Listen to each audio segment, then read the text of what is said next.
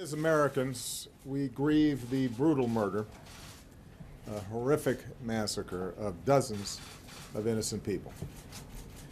We pray for their families who are grasping for answers with broken hearts. We stand with the people of Orlando who have endured a terrible attack on their city.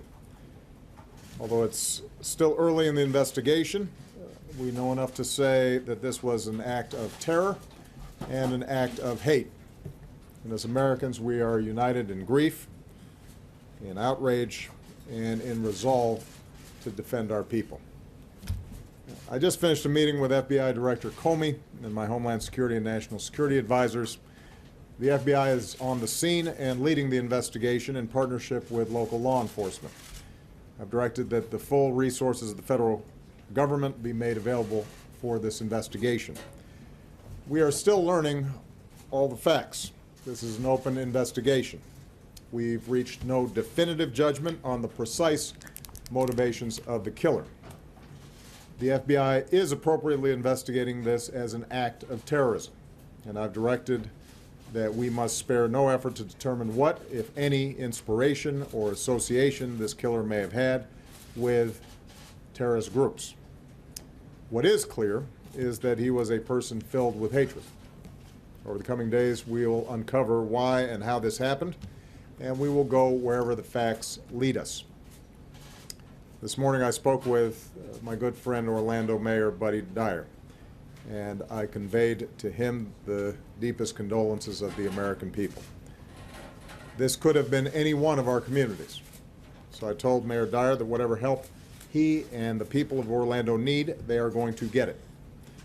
As a country, we will be there for the people of Orlando today, tomorrow, and for all the days to come. We also express our profound gratitude to all the police and first responders who rushed to harm's way. Their courage and professionalism saved lives and kept the carnage from being even worse.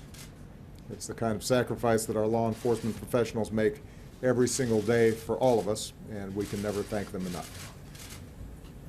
This is an especially heartbreaking day for all of our friends, our fellow Americans who are lesbian, gay, bisexual, or transgender. The shooter targeted a nightclub where people came together to be with friends, to dance and to sing and to live. The place where they were attacked is more than a nightclub. It is a place of solidarity and empowerment where people have come together to raise awareness, to speak their minds, and to advocate for their civil rights. So this is a sobering reminder that attacks on any American, regardless of race, ethnicity, religion, or sexual orientation, is an attack on all of us and on the fundamental values of equality and dignity that define us as a country. And no act of hate or terror will ever change who we are or the values that make us Americans. Today marks the most deadly shooting in American history. The shooter was apparently armed with a handgun and a powerful assault rifle. This massacre is therefore a further reminder of how easy it is for someone to get their hands on a weapon that lets them shoot people in a school or in a house of worship or a movie theater or in a nightclub. And we have to decide if that's the kind of country we want to be. And to actively do nothing is a decision as well. In the coming hours and days, we'll learn about the victims of this tragedy. Their names, their faces, who they were, the joy that they brought to families and to friends, and the difference that they made in this world.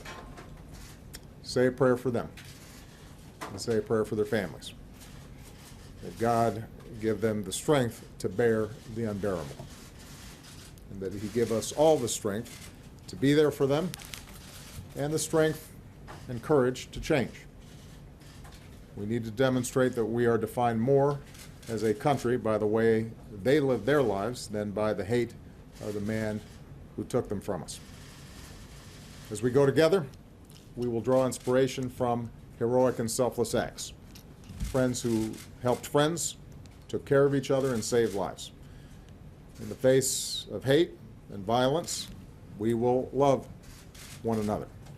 We will not give in to fear or turn against each other. Instead, we will stand united as Americans to protect our people and defend our nation and to take action against those who threaten us. May God bless the Americans we lost this morning. May He comfort their families. May God continue to watch over this country that we love. Thank you. Mr. President,